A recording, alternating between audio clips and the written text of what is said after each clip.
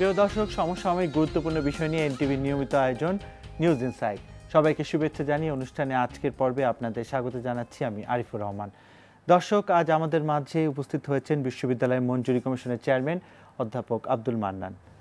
Sir, আপনাকে স্বাগত জানাচ্ছি, অনেক ব্যস্ততার মধ্যে সময় দিয়েছেন।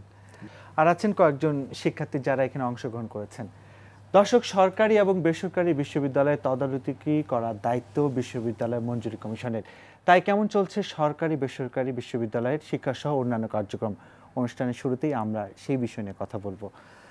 স্যার, প্রথমে বলবো, প্রায় 1.5 বছর হয়ে গেল এখানে আপনি জয়েন করেছেন। তো এই 1.5 বছরের আপনার অভিজ্ঞতা এবং পর্যবেক্ষণ সম্পর্কে অনুষ্ঠানের শুরুতে জানতে চাইব। ধন্যবাদ। আমি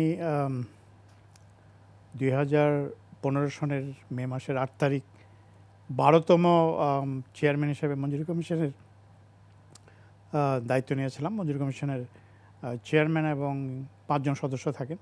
তারা 4 বছর মেয়াদের জন্য নিয়োগপ্রাপ্ত হন এবং তাদের নিয়োগ দেওয়ার এখতিয়ার কিন্তু মহামান্য রাষ্ট্রপতি তথা চ্যান্সেলরের। এর মধ্যে অভিজ্ঞতা যেটি হয়েছে যে এটি খুবই চ্যালেঞ্জিং একটা জব, চ্যালেঞ্জিং একটা কাজ। কেন চ্যালেঞ্জিং? এই মঞ্জুরি কমিশন স্থাপিত হয়েছিল 1973 সনে। বঙ্গবন্ধুর শাসনামলে শিক্ষাক্ষেত্রে যে কয়েকটি যুগান্তকারী কাজ হয়েছিল তার মধ্যে একটি ছিল 4টি বিশ্ববিদ্যালয়, ঢাকা, চট্টগ্রাম, রাজশাহী এবং জাহাঙ্গীরনগরের জন্য 1973 সনের আইন, প্রথম অধ্যাদেশ, তারপর সেটা আইনে পরিবর্তন করা সংসদের মাধ্যমে, আর মঞ্জুরি কমিশন সৃষ্টি করা। এটি বঙ্গবন্ধুর আমলের সেই ওনার 3.5 বছর মেয়াদের সময় যে কটি গুরুত্বপূর্ণ কাজ হয় শিক্ষাক্ষেত্রে এটি একটি ছিল। এবং 73 সনের আইন দিয়ে বিশ্ববিদ্যালয় আইন করা হয়েছে এবং 73 সালের বিশেষ প্রেসিডেন্সিয়াল অর্ডারের মাধ্যমে মঞ্জুরি কমিশন সৃষ্টি করা হয়েছিল। এটি সৃষ্টির পিছনে মূল উদ্দেশ্য ছিল যে বিশ্ববিদ্যালয়গুলোকে স্বায়ত্তশাসিত প্রতিষ্ঠান হিসাবে দাঁড় করানো, যাতে সরকারের মুখাপেক্ষী সবসময় হয়ে থাকতে না হয় কোনো কিছুর জন্য, তারা যা কিছু চায় সেটা যেন মঞ্জুরি কমিশনের মাধ্যমে চায়। আর এর আগে কিন্তু বিশ্ববিদ্যালয়গুলো পাকিস্তান আমলে একটা বিশেষ কালাকানুনের মাধ্যমে পরিচালিত হতো, যেটির কারণে অনেক পণ্ডিত ব্যক্তি সেই বিশ্ববিদ্যালয়গুলো থেকে চলে যেতে বাধ্য হয়েছিল, কারণ একাডেমিক ফ্রিডমটা ছিল না। তো বঙ্গবন্ধু কাজটি করেছেন এবং নামটা দেখবেন যে মঞ্জুরি কমিশন। অর্থাৎ সরকারের যে অর্থটা মঞ্জুরি দিত, তখন খুব বেশি অর্থ ছিল না। আমাদের বিশ্ববিদ্যালয় ছিল মাত্র 6টি, যে 4টি বললাম, তার সাথে বাংলাদেশ কৃষি বিশ্ববিদ্যালয় ময়মনসিংহের আর বুয়েট বাংলাদেশ বিজ্ঞান ও প্রযুক্তি বিশ্ববিদ্যালয়, 6টি বিশ্ববিদ্যালয়। 6টি বিশ্ববিদ্যালয়ে আনুমানিক 30,000 ছাত্রছাত্রী পড়তো এবং সরকারের যে অর্থ বরাদ্দ দিত সেটা খুব বেশি ছিল না।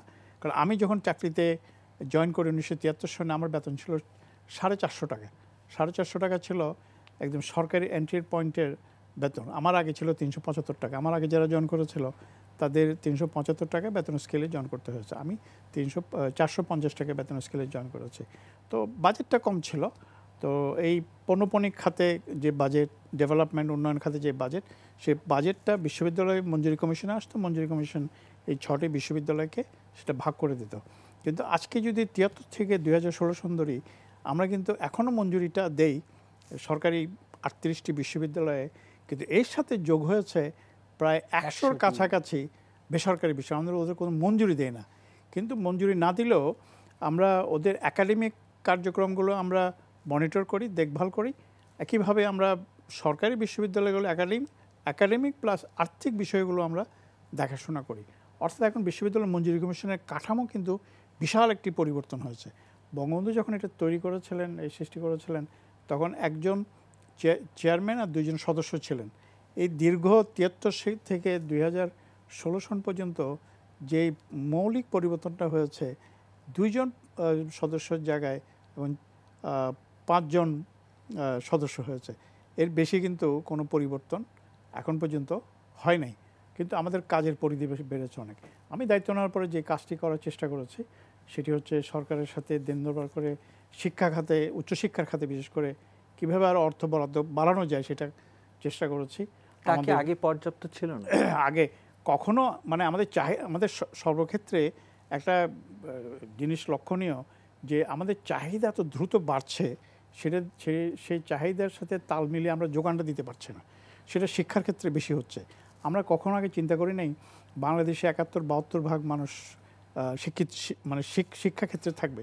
কারণ বাংলাদেশে 16 কোটি মানুষের মধ্যে যে কোনো সময়ে 1/3 মানুষ কিন্তু শিক্ষার কোনো না কোনো পর্যায়ে আছে, সেটি প্রাইমারি হোক, সেকেন্ডারি হোক, কলেজ হোক, বিশ্ববিদ্যালয় হোক। এই যে বিশাল একটি অঙ্ক ছাত্রছাত্রী শিক্ষার্থীর সংখ্যা, এটি কখনো আমরা চিন্তা করি না। অর্থাৎ চাহিদাটা অনেক বেশি বৃদ্ধি পেয়েছে। এখন একেবারে নিরক্ষর বলতে খুব বেশি লোক পাওয়া যায়। স্যার, এই যে উচ্চ খাতে বাজেট বরাদ্দের পাশাপাশি আর কোন দিকগুলো? একটা হচ্ছে উচ্চ খাতের বাজেট বরাদ্দ।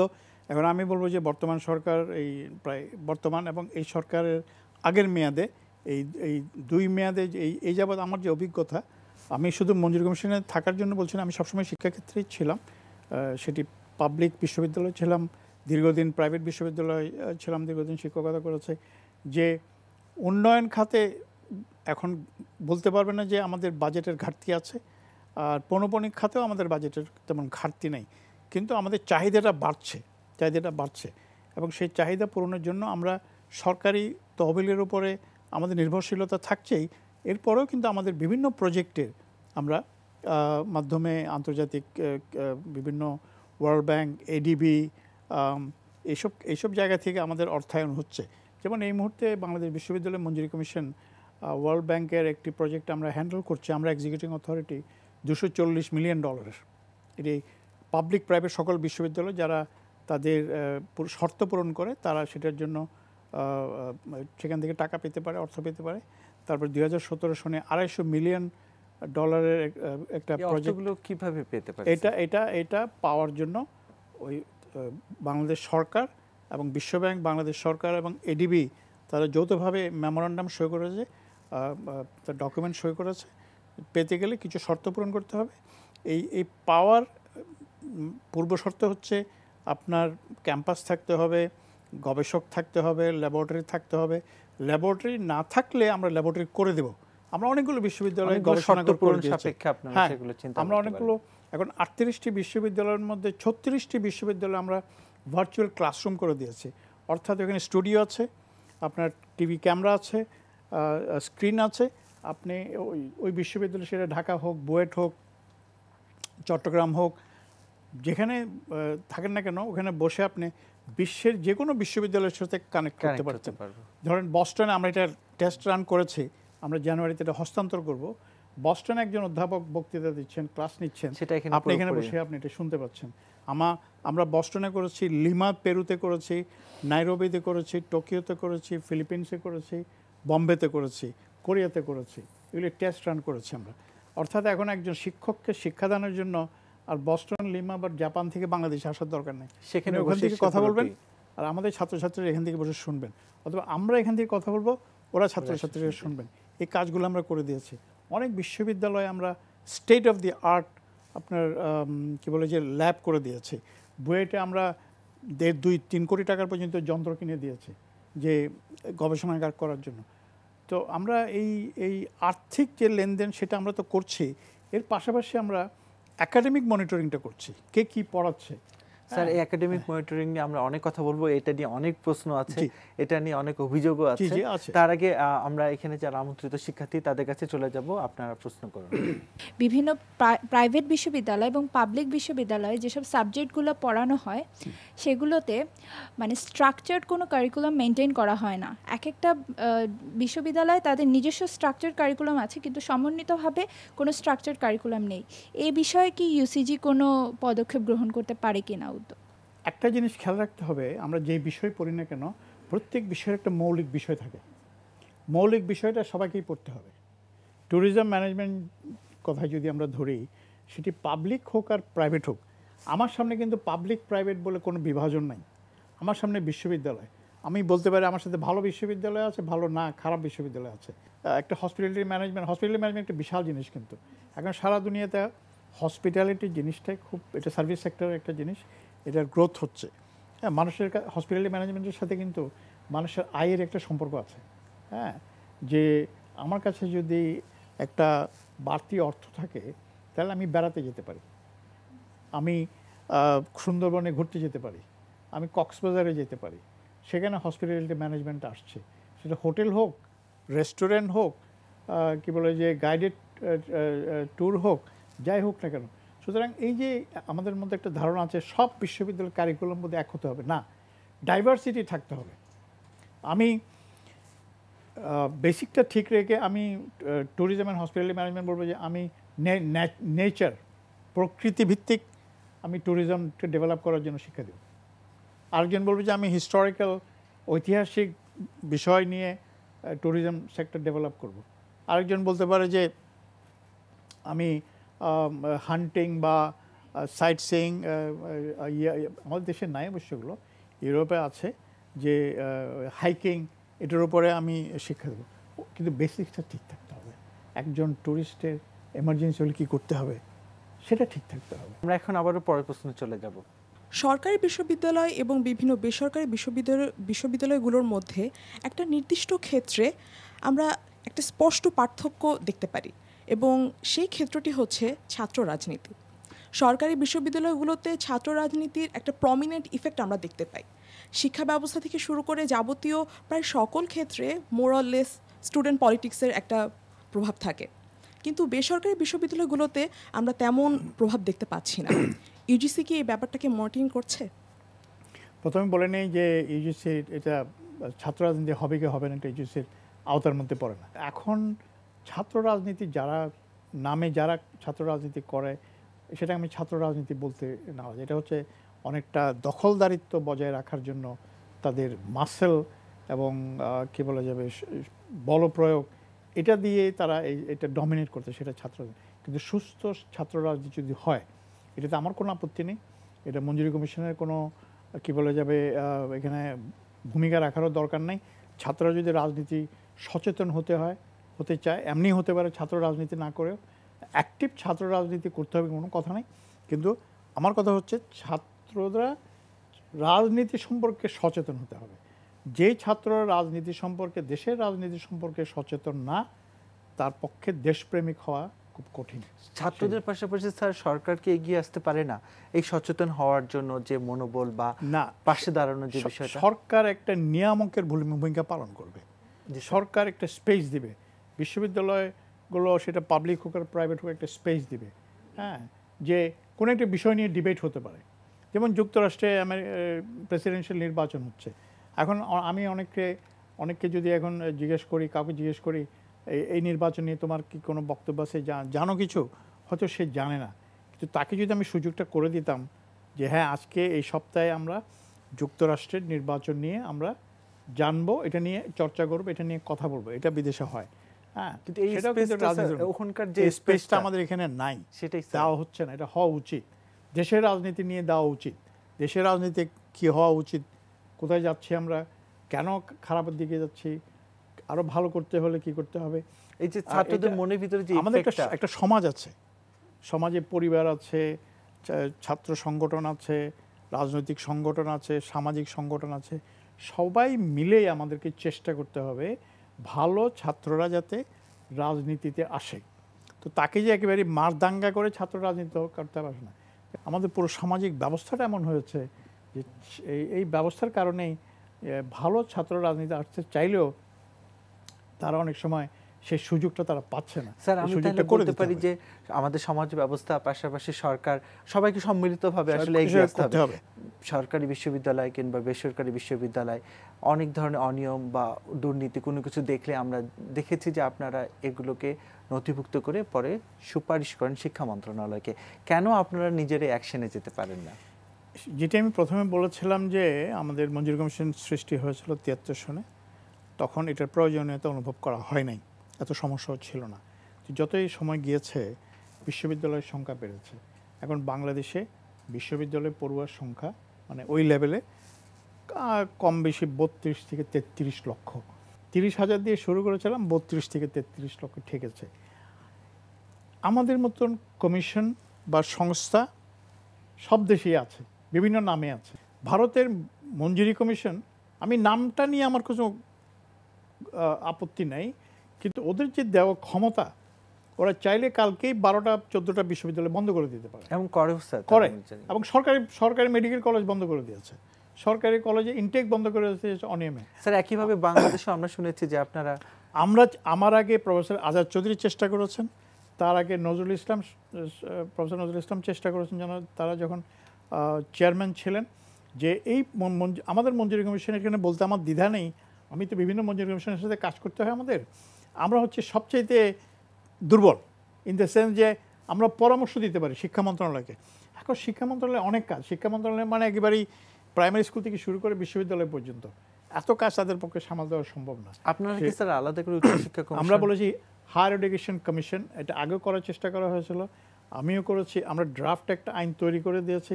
মাননীয় প্রধানমন্ত্রী খুবই আন্তরিক, শিক্ষামন্ত্রী মহোদয়কে আমি আন্তরিক দেখেছি, কিন্তু এটি যখনই আমরা ওই সচিবালয়ে পাঠাই, সচিবদের কাছে পাঠাই বা মন্ত্রণালয়ে পাঠাই, এটি কিন্তু কি এক অজ্ঞাত কারণে আর হয় না, বেশি দূর অগ্রসর হয় না। হ্যাঁ, হয়তো কারো মনে হতে পারে আমাদের বোধহয় মঞ্জুরি কমিশনকে শক্তিশালী করলে বোধহয় ওদের শক্তি কমে যাবে। এটা আসলে একেবারেই অমূলক ধারণা। একজনকে শক্তিশালী করলে কারো শক্তি কমবে না। আমরা যৌথভাবে কাজ করতে চাই, সেটা মন্ত্রণালয় হতে পারে, মন্ত্রণালয়ের অধীনে বিভিন্ন যারা কর্মকর্তা আছে তারা হতে পারে, মঞ্জুরি কমিশন হতে পারে। এখানে ক্ষমতা কমার বাড়ার কোনো ব্যাপার নাই। আমরা সকলেই কিন্তু একই পথে যাত্রী। আমরা হায়ার এডুকেশনটাকে ভালো জায়গায় নিয়ে যেতে চাই, আমাদের ছাত্রছাত্রীরা যাতে আন্তর্জাতিক পর্যায়ে প্রতিযোগিতা করতে পারে সেই ধরনের একটা পরিবেশ সৃষ্টি করতে চাই। এটি করা শুধুমাত্র সম্ভব যদি আমাদের মঞ্জুরি কমিশনকে স্বায়ত্তশাসিত এককভাবে ক্ষমতা দেয়। আমরা অবশ্যই মন্ত্রণালয়ের সাথে কাজ করব, একসাথে কাজ করব, কিন্তু আমাদেরকে ইন্ডিপেন্ডেন্ট কিছু ক্ষমতা দিতে হবে, এক্সিকিউটিভ ক্ষমতা দিতে হবে। তাহলে সামনের দিনগুলোতে কি একক ক্ষমতা আমরা চাচ্ছি, আমি প্রত্যাশা করব আমি যাওয়ার আগে যেমন হায়ার এডুকেশন কমিশনটা সত্যি হয়। এটি হলে উচ্চশিক্ষার জন্যই লাভ, এটি কারো ক্ষমতা নেওয়া বা কাকে ক্ষমতা দেওয়ার ব্যাপার না। আমরা আবারও পরের প্রশ্ন চলে যাব স্যার। অনেকগুলো নতুন ইউনিভার্সিটি হয়েছে এবং হচ্ছে, এবং মোস্টলি আমরা যেটা দেখি যে সেসব ইউনিভার্সিটিতে টিপিক্যাল কিছু সাবজেক্টই পড়ানো হয়, যেমন বিবিএ, ইলেকট্রিক্যাল, সিএসসি, মানে সোজা কথা যেগুলো নিড বেসড সাবজেক্ট সেগুলো। কিন্তু রিসার্চ বেসড যেগুলো আমাদের গবেষণার জন্য খুব দরকার, যেমন পিওর ম্যাথস, পিওর ফিজিক্স, সেগুলা পড়ানো হচ্ছে না। এই ক্ষেত্রে কি ইউজিসির কোনো ফ্রেমওয়ার্ক আছে? ধন্যবাদ। আসলে তুমি যথার্থভাবে একটা প্রশ্ন করেছ। আমাদের বিভিন্ন বিশ্ববিদ্যালয়ে কতগুলো বিষয় আছে, পেট বিষয়, যে এগুলি আমরা বলি মার্কেট ড্রিভেন, যে ছাত্ররা যে টাকা দিয়ে পড়ছে ও বাজারে গেলে তাড়াতাড়ি চাকরিটা হোক সেটা চায়, সেই জন্য সে বিবিএ পড়ে, এমবিএ পড়ে, ইলেকট্রিক্যাল ইঞ্জিনিয়ারিং পড়ে। কিন্তু মৌলিক বিষয়, মৌলিক সায়েন্স আমাদের না, এটা সারা বিশ্বের কিন্তু একটা বিরাট সমস্যা। যেমন ব্রিটেনে কেমিস্ট্রি, ফিজিক্সের মতন ডিপার্টমেন্ট বন্ধ হয়ে যাচ্ছে, আমেরিকায় বন্ধ হয়ে যাচ্ছে। তো মঞ্জুরি কমিশন, আমি আবারও বললাম যে আমাদের কিছু সীমাবদ্ধতা আছে, তারপরে সরকার কিছু বিষয় সৃষ্টি করেছে। যেমন একটি করেছে, আমি বলবো যে এটা খুবই সময় উপযোগী, ম্যারিটাইম ইউনিভার্সিটি। যেহেতু আমাদের এখন সমুদ্র সীমা আমরা জানি, আমাদের এখানে প্রচুর সম্পদ আছে, আহরণের জন্য আমাদের এক্সপার্টাইজ গড়ে তোলার দরকার, সেই জন্য ম্যারিটাইম ইউনিভার্সিটি করেছে।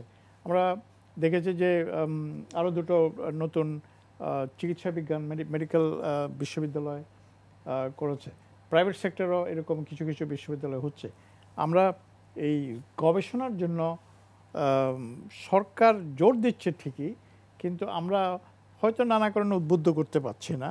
কিন্তু যেটি আমরা করার চেষ্টা করছি, গবেষণাকে করতে চাইলে, এই যে আমি বললাম যে ওয়ার্ল্ড ব্যাংকের আমরা $240 মিলিয়ন ফান্ড, সেটির একটা সিংহভাগ, আমি বলবো যে 70 to 80% হচ্ছে গবেষণা খাতে। আমাদের নিজস্ব অর্থায়নে 5টি ইঞ্জিনিয়ারিং বিশ্ববিদ্যালয় কে 6টি বিভাগে গবেষণার জন্য বিশেষ বরাদ্দ দেওয়া হয়েছিল $100 মিলিয়ন, যেটি গত সেপ্টেম্বরে শেষ হয়েছে। এটি ছিল গ্লাসওয়্যার, সেরামিক্স, টেক্সটাইল, তারপরে লেদার টেকনোলজি, এই ধরনের বিষয়গুলো। সেখানে বুয়েট ছিল লিড অর্গানাইজেশন, লিড ইনস্টিটিউশন, কিন্তু এটা সত্য যে সেটি বুয়েট হোক, ঢাকা বিশ্ববিদ্যালয় হোক, বেসিক সায়েন্সে পড়ার আগ্রহটা কমে যাচ্ছে। এটি সারা বিশ্বে কমছে, আমাদের দেশে না।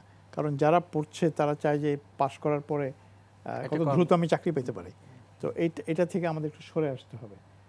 এটার জন্য সরে আসতে গেলে আমাদেরকে এই গবেষকদের কাজে লাগানোর একটা ক্ষেত্র তৈরি করতে হবে, সেটি আমরা চেষ্টা করছি। এখন আমরা একাডেমিক ইন্ডাস্ট্রি কোলাবোরেশন করার চেষ্টা করছি। আচ্ছা স্যার, আমরা আবারও পরের প্রশ্ন চলে যাব। স্যার, আপনার কাছে আমার প্রশ্ন হচ্ছে, আমরা বিভিন্ন পত্রপত্রিকার মাধ্যমে জেনেছি বিদেশি বিভিন্ন বিশ্ববিদ্যালয় বাংলাদেশের শাখা খোলার আগ্রহ দেখিয়েছে। সরকার নীতিগতভাবে সিদ্ধান্ত নিয়েছে এসব বিশ্ববিদ্যালয়ের অনুমোদন দেবে। এখন পর্যন্ত কোনো বিদেশি বিশ্ববিদ্যালয়ের অনুমোদন কি বাংলাদেশে দেওয়া হয়েছে স্যার?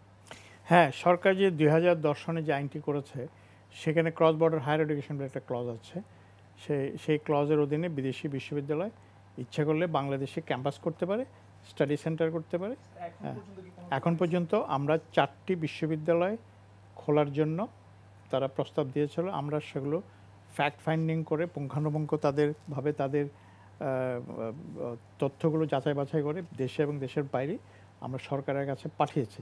কিন্তু এখন পর্যন্ত সরকার অনুমতি দেওয়ার কিন্তু মালিক সরকার, আমরা না। কিন্তু এখন পর্যন্ত অনুমতি দেওয়া হয় নাই। স্যার, অনুমোদন দেওয়ার আগে একটা বিষয় ছোট করে জানতে চাইবো যে বিদেশের শিক্ষা ব্যবস্থা এবং ওখানে যে শিক্ষার মান বা অন্যান্য সুযোগ সুবিধা একই রকম ভাবে দেশে যে তারা শাখা করছে, একই রকম ভাবে কি আপনি কি মনে করছেন? না, আমরা যেই 4টির কথা বললাম সেই 4টির এখানে যে সুযোগ সুবিধা আছে সেটিও আমরা দেখেছি।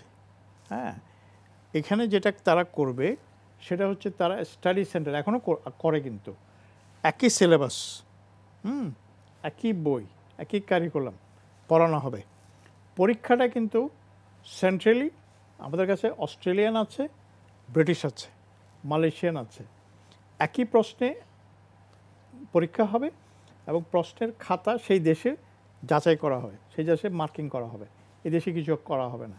অর্থাৎ এই দেশের ক্লাসরুম ফ্যাসিলিটি তাকে দেওয়া হবে, এদেশের শিক্ষক ফ্যাসিলিটি দেওয়া হবে। প্রয়োজনে এই দেশের শিক্ষক যদি না থাকে ওই দেশ থেকে শিক্ষক আসবে, এরকম ব্যবস্থা মালয়েশিয়াতে আছে, শ্রীলঙ্কাতে আছে, দুবাইতে আছে, হংকংয়ে আছে, ভিয়েতনামে আছে, অনেক দেশে আছে। কিন্তু আমরা সেই জন্য তাদের সেই সুযোগ, আমরা ইংল্যান্ডে গিয়েও তাদের সাথে কথা বলেছি, তাদের সুযোগ সুবিধা দেখেছি, এখানেও দেখেছি, অস্ট্রেলিয়াতে গিয়েও দেখেছি। বলেছে যে আপনারা ক্লাস নেবেন, একই জিনিস পড়াবেন, পরীক্ষা আপনারা নেবেন আপনাদের একই অভিন্ন প্রশ্নে, এবং খাতা কিন্তু ওখানে দেখা হবে, ওরাই দেখবে। তা আপনি কি মনে করেন যে 4টা যদি অনুমোদন হয়ে আসে আমাদের দেশে, যদি তাদের শাখা করে, সেক্ষেত্রে কি অন্যান্য বিশ্ববিদ্যালয়ের সাথে তাদের শিক্ষা ব্যবস্থায় মানে কতটুকু মানে শিক্ষার মানটা কি অবস্থায় থাকবে? না, প্রথম কথা হচ্ছে মানটা দেখার দায়িত্ব আমাদের। আমরা এখনও দেখি, তখনও দেখব। এটা তো 4টা মাত্র। আমরা যেখানে এই মুহূর্তে 137টা বিশ্ববিদ্যালয়কে দেখাশোনা করছি, সেখানে আর 4-5-10টা দেখার এটা কোনো ব্যাপার না। এটা আমরা দেখব, যথাসাধ্য দেখব। তবে আমরা যেটা বলতে চাই, এই যে মানের কথাটা যখন আসে তখন আমাদের দেশে মানটা কিন্তু ইউনিফর্ম না। এখানে প্রাইভেট বিশ্ববিদ্যালয়ে যেমন মান দুর্বলতা আছে, পাবলিক বিশ্ববিদ্যালয়ও আছে, এটি অস্বীকার করার কোনো উপায় নেই। স্যার, আমরা আরেকজন শিক্ষার্থী আছে, তার কাছে চলে যাব। এই প্রশ্নটির পর আপনার কাছে আবার সেই সার্টিফিকেট বাণিজ্য নিয়ে কথা বলবো। আমরা সবাই জানি যে আমাদের দেশের কয়েকটা প্রাইভেট ইউনিভার্সিটিতে শিক্ষা ব্যয় অনেক বেশি। তো এই প্রাইভেট ইউনিভার্সিটিগুলো স্টুডেন্টদের কাছ থেকে যে অনুপাতে টাকা নিচ্ছে, তারা কি সেই অনুপাতে কি তারা সেই শিক্ষা ফ্যাসিলিটি বা শিক্ষার মানকে এনশিওর করতে পারছে? এ ব্যাপারে হচ্ছে ইউজিসি কি মনিটরিং করছে? একটা বার্ষিক প্রতিবেদন আমরা তৈরি করি প্রতি বছর। পাবলিক ইউনিভার্সিটির প্রতিজন ছাত্রের পিছনে সরকার তথা জনগণ 1,32,000 থেকে 1,34,000 টাকা ভর্তুকি দেয়।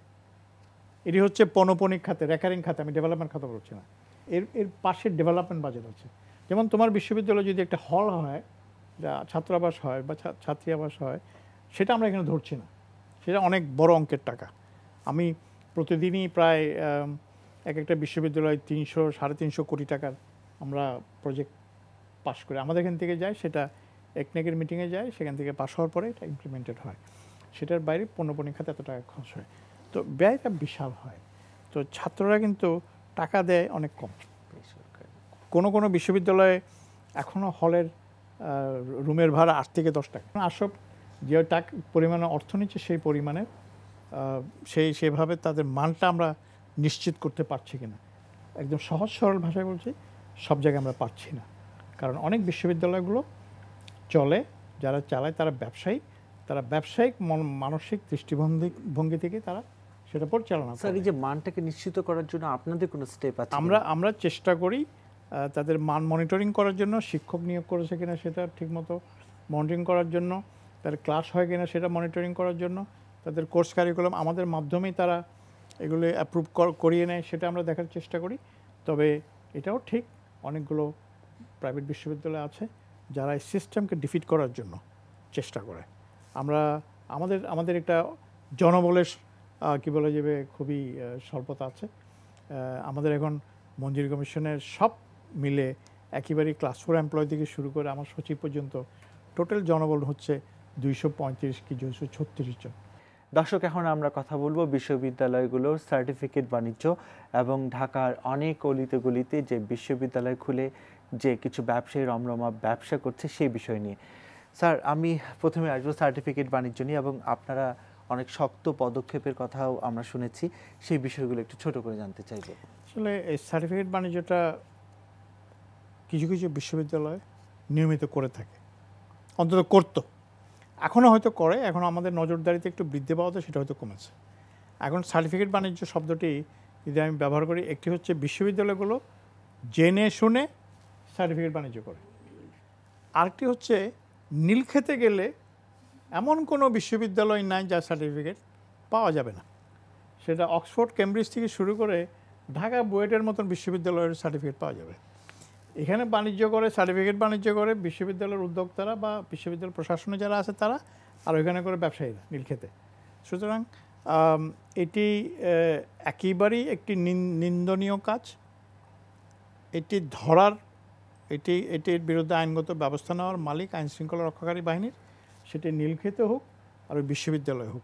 বিশ্ববিদ্যালয় হলে আমরা ব্যবস্থা নেওয়ার উদ্যোগটা গ্রহণ করি, কিন্তু আমরা সরকারের তথা আইন শৃঙ্খলা রক্ষাকারী বাহিনীরও অনেক সময় আমরা মদত নেই, আমরা সহায়তা নেই, কিন্তু এটা হচ্ছে যে এটা আমি অস্বীকার করতে পারবো না। স্যার, এই যে ঢাকার অনেক অলিতে গলিতে দেখা যায় অমুক বিশ্ববিদ্যালয়, আরেক জায়গায় আমরা মাঝে মাঝে সাংবাদিকতা করতে গিয়ে অনেক জায়গায় আমরা দেখি ক্যাম্পাস নেই বললেও চলে। আবার অনেক জায়গায় শিক্ষা পরিবেশে আমরা যখন ভেতরে যাই কিংবা আপনাদের পক্ষ থেকে অনেক প্রশ্ন আসে, তো আমি ঠিক জানতে চাইবো যে এইসব বিশ্ববিদ্যালয় অনুমোদন দেবার আগে এই যে বিষয়গুলো কি মনিটরিং করানো হয় না, যে একটা বিশ্ববিদ্যালয় হওয়ার আগে যে নীতিমালাগুলো থাকা দরকার সেই নীতিমালাগুলো মেনে বিশ্ববিদ্যালয়টা করা হচ্ছে কিনা? একজন যদি বা কিছু লোক যদি একটা বিশ্ববিদ্যালয় স্থাপন করতে চায়, সে প্রথমে দরখাস্তটি করে শিক্ষা মন্ত্রণালয়। শিক্ষা মন্ত্রণালয় যাচাই বাছাই করার জন্য আমাদের কাছে পাঠায়, এবং আইনে আছে সে শুরুতে ভাড়া বাড়িতে বিশ্ববিদ্যালয়টা চালু করতে পারে। এবং আমাদের কাছে যখন আসে তখন আমরা বলি যে আপনি কোথায় বিশ্ববিদ্যালয় চালু করতে চান সেটি আমাদেরকে দেখান। ওরা একটা ভালো জায়গায় দেখায়, এবং সেটা দেখে শুনে কথাবার্তা বলে ভিতরের অবস্থা দেখে থেকে আমরা একটা সুপারিশ মন্ত্রণালয়ে পাঠাই। মন্ত্রণালয় তারপরে বিবেচনা করে তাদেরকে সেটি খোলার জন্য অনুমতি দেয়। কিন্তু বাস্তবে দেখা যায় অনেকগুলো বিশ্ববিদ্যালয় আছে, এক জায়গায় আমাদের জায়গাটা দেখালো, আবার ক্লাসও হয়তো ওখানে চালু করলো, 1 সেমিস্টার পরে 2 সেমিস্টার পরে সে একটা সস্তা জায়গায় যেখানে ভাড়া কম সেখানে চলে গেল, এবং সেখানে লেখাপড়ার মানে যে একটা পরিবেশ থাকা দরকার সেটাও নাই, পর্যাপ্ত আলোর ব্যবস্থা নাই, খাওয়া দাওয়ার ব্যবস্থা নেই। সেক্ষেত্রে আপনাদের মনিটরিংটা? আমরা মনিটরিং করার চেষ্টা করি। এর মধ্যে অনেকগুলো বন্ধ হয়েছে, তার মধ্যে এই অলিতে গলিতে ধরো দারুল এহসানের প্রায় 126-27টা এরকম ক্যাম্পাস ছিল বিভিন্ন গ্রুপে ভাগ হয়ে, এটা আমরা বন্ধ করার জন্য সুপারিশ করেছিলাম। শিক্ষা মন্ত্রণালয় 2006 সনে সেটা বন্ধ করেছিল। কিন্তু স্যার 2006 সালে কিন্তু কিশোরগঞ্জের একটা বিশ্ববিদ্যালয় কিন্তু আপনারা বন্ধ করে দিয়েছেন। না বন্ধ যখন আমরা সুপারিশের ব্যাপারটার আগে কিন্তু আপনারা বন্ধ করি, আমরা বন্ধ করি বা যেটা বন্ধ যেই করুক, তারপরে যেটি হয়, যেটি আসানুল যে দারুল এহসানের বেলায় হয়েছে, তারা আদালতে গিয়ে একটা স্টে অর্ডার নিয়েছে। সেই স্টে অর্ডার ভ্যাকেট করতে 2006 থেকে 2016 লেগেছে। স্যার অর্থাৎ এই 10 বছরে তারা অনেক সার্টিফিকেট বাণিজ্য করেছে।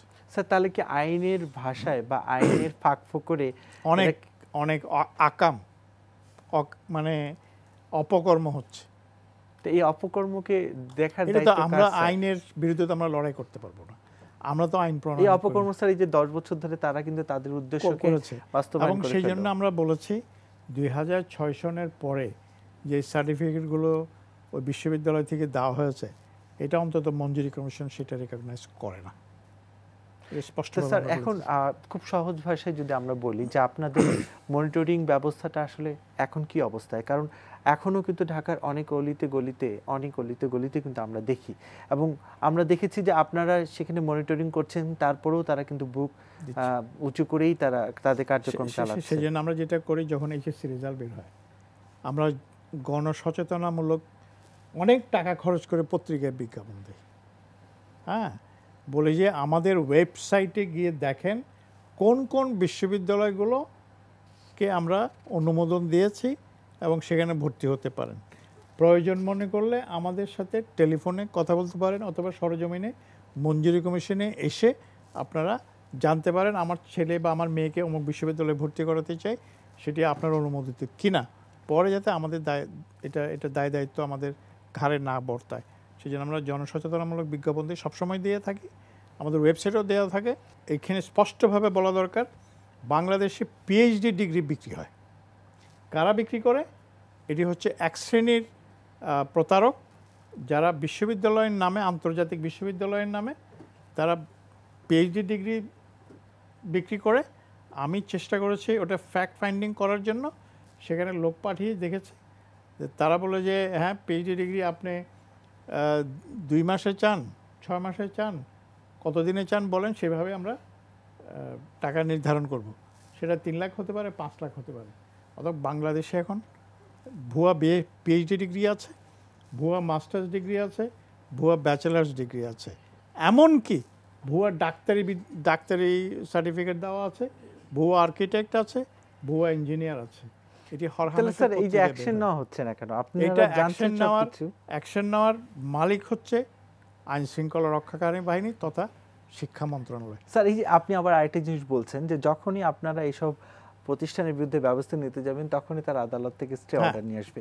তাহলে তো স্যার এইভাবে করে যদি চলতে থাকে এখন তাহলে তো এরা দিনের পর দিন কখনই তাদের কার্যক্রম থেকে পেছন দিকে পা ফেলবে না। সেই জন্য প্রথম দায়িত্বটা হচ্ছে যারা ওইসব বিশ্ববিদ্যালয়, আমি সেই জন্য বলি শিক্ষা সার্টিফিকেট নির্ভরশীল হওয়া উচিত না, সার্টিফিকেট কেন্দ্রিক হওয়া উচিত না। আপনি যে সার্টিফিকেটটা নিচ্ছেন, একটা সার্টিফিকেট নিচ্ছেন, এটার দাম কিন্তু 5 টাকা।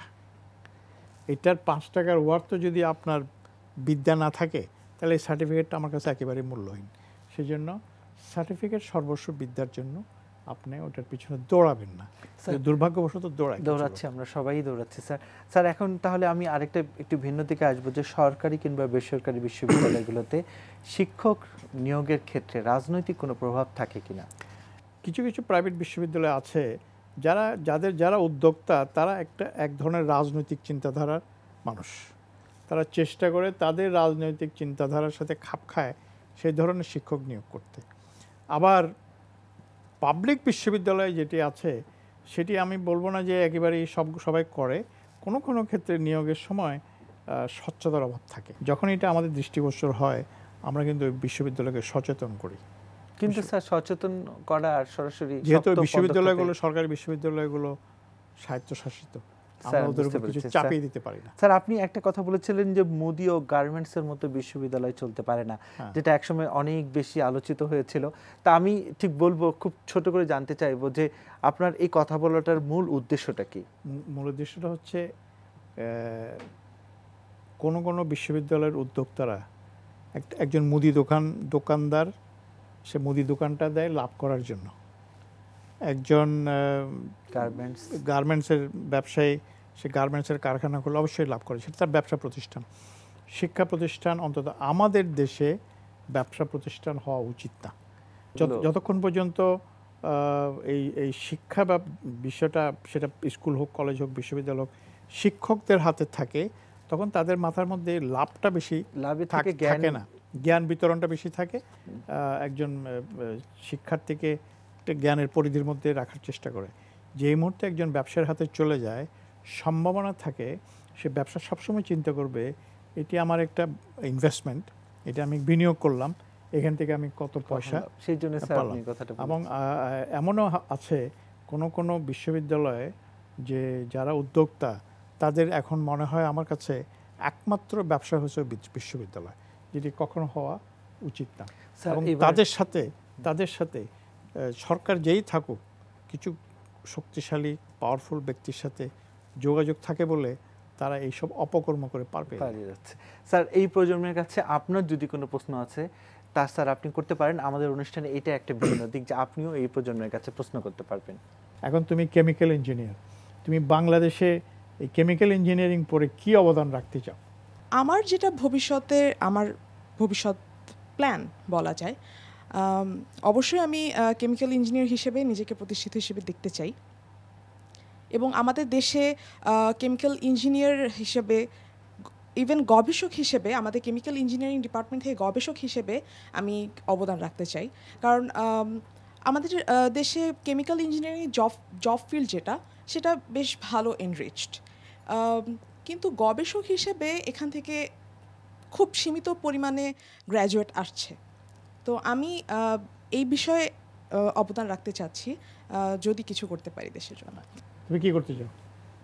প্রথমত ম্যাটেরিয়াল মেটালার্জি ডিপার্টমেন্টটা খুবই ছোট ডিপার্টমেন্ট বুয়েটের, এবং এটা বর্তমানে বুয়েট ছাড়া অন্য কোথাও নাই। সো তার কারণে আমরা জাপানের সাথে তোমাদের বুয়েটের একটা টাই আপ করে দিয়েছে মেটালার্জি। হ্যাঁ, কিন্তু এই ডিপার্টমেন্টের ভাস্ট ফিল্ড আছে বাংলাদেশে, সেটা বিভিন্ন ইলেকট্রনিক্সের সাইডে হোক অথবা মেটালার্জিক্যাল সাইডে হোক অথবা ইভেন রিসার্চের সাইডে হোক। সো অবভিয়াসলি আমি এই সাবজেক্টটা নিয়ে কাজ করতে চাচ্ছি ফিউচারে। আমার প্রজন্ম যুদ্ধে গিয়েছিল দেশকে স্বাধীন করার জন্য। আমার প্রজন্মের যে ভূমিকা তোমার প্রজন্মের ভূমিকা এক না, কিন্তু আমি তোমাদের দৃষ্টি দিয়ে আমি ভবিষ্যৎ বাংলাদেশকে দেখতে চাই। এবং আমি মনে করি যে আমাদের ছাত্ররা, এখন তুমি হয়তো জানো বা না জানলেও জানো, যে বাংলাদেশের বুয়েট থেকে পাশ করা একজন গ্র্যাজুয়েট এখন বোয়িং কোম্পানির একটা যে ইঞ্জিন রিডিজাইন করেছে আমাদেরই ছেলে। কিন্তু মেডিকেল সায়েন্সে বলা হয় আগামী 10 বছরের মধ্যে কোনো একজন মেডিকেল নোবেল পুরস্কার পেলে সেটা বাংলাদেশে হলে অবাক হবে না। আমি বলবো যে সবসময় দেশের জন্য চিন্তা করব, তারপরে বিদেশের জন্য চিন্তা। স্যার, আমরা অনুষ্ঠানে একদম শেষ দিকে চলে এসেছি। একটি প্রশ্ন দিয়ে অনুষ্ঠানটি শেষ করব। স্যার, আপনি আপনার দায়িত্ব পালন করছেন অনেক গুরুত্বপূর্ণ একটি জায়গায়। তো সরকারি বিশ্ববিদ্যালয় এবং বেসরকারি বিশ্ববিদ্যালয় শিক্ষা ব্যবস্থায় সবচেয়ে বড় সমস্যা আপনি কোনটিকে মনে করেন? একটাই সমস্যা, বহুবার বলেছি আমি, ভালো শিক্ষক পাও, প্রশিক্ষিত শিক্ষক পাও। ভালো ছাত্র হলেই যে ভালো শিক্ষক হবে তার কোনো নিশ্চয়তা নাই। ভালো ছাত্র ভালো গবেষক হতে পারে, শিক্ষক হতে গেলে ভালো ছাত্র হতে হবে, তার কিছু দক্ষতা থাকতে হবে, তাকে তার কমিউনিকেশন স্কিল থাকতে হবে, বোঝানোর সক্ষমতা থাকতে হবে। হ্যাঁ, এটা কিন্তু এখন বাংলাদেশে 137টি বিশ্ববিদ্যালয়, এর মধ্যে হয়তো আরও 2-4-5টি হবে, কিন্তু এত শিক্ষক কোত্থেকে আসবে? আমাদের প্রাইমারি, হায়ার সেকেন্ডারি, কলেজ লেভেলে শিক্ষক প্রশিক্ষণের ব্যবস্থা আছে নাই একমাত্র বিশ্ববিদ্যালয়ে। এটির জন্য আমি চেষ্টা করছি।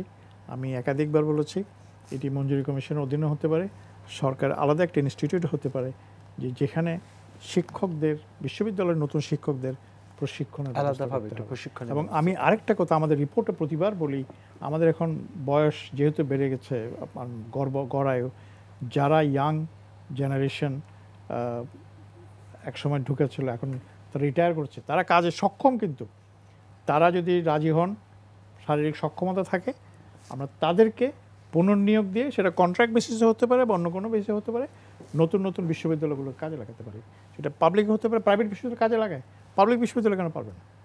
আমার কাছে অনেক নতুন বিশ্ববিদ্যালয়ের শিক্ষকরা আসেন, ভাইস চ্যান্সেলররা আসেন, যে তাদের সিনিয়র কোনো শিক্ষক নেই।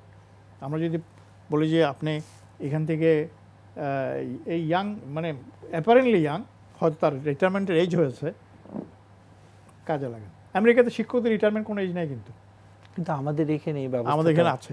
সুতরাং এখন যেহেতু আমাদের ওই জায়গায় ঘাটতি আছে, এটা বিরাট চ্যালেঞ্জ, বিরাট সমস্যা। সেই কারণে আমি বলবো যে শিক্ষক প্রশিক্ষণের ব্যবস্থা করতে হবে। আর যারা রিটায়ার করতেছে সরকারি বিশ্ববিদ্যালয় থেকে, তারা যদি রাজি হন, সক্ষমতা থাকে, তাদেরকে ভালো অফার দিয়ে বিশেষ করে নতুন বিশ্ববিদ্যালয়গুলোকে তাদেরকে নিয়ে যাওয়া উচিত। স্যার, আপনাকে ধন্যবাদ, অনেক ব্যস্ততার মধ্যে আমাদেরকে সময় দিয়েছেন এই জন্য। সেই সাথে ধন্যবাদ আমন্ত্রিত শিক্ষার্থীদেরও। দর্শক, আপনাদের বিভিন্ন প্রশ্ন সমসাময়িক ঘটনা সম্পর্কে জানতে বা মতামত থাকলে, পাশাপাশি কেমন লাগলো আমাদের আয়োজন জানিয়ে চিঠি লিখতে পারেন এই ঠিকানায়। প্রযোজক নিউজ ইনসাইট, এনটিভি, বিএসসিসি ভবন, 7ম তলা, 102 কাজী নজরুল ইসলাম অ্যাভিনিউ, কারওয়ানবাজার, ঢাকা 1215। আমাদের ইমেলও করতে পারেন newsinsight@ntvbd.com এই অ্যাড্রেসে। আর অনলাইনে অনুষ্ঠানটি দেখতে ভিজিট করুন এনটিভি অনলাইন www.ntvbd.com এই অ্যাড্রেসে। সবাইকে শুভেচ্ছা জানিয়ে আমি আরিফুর রহমান আজকের মতো বিদায় নিচ্ছি।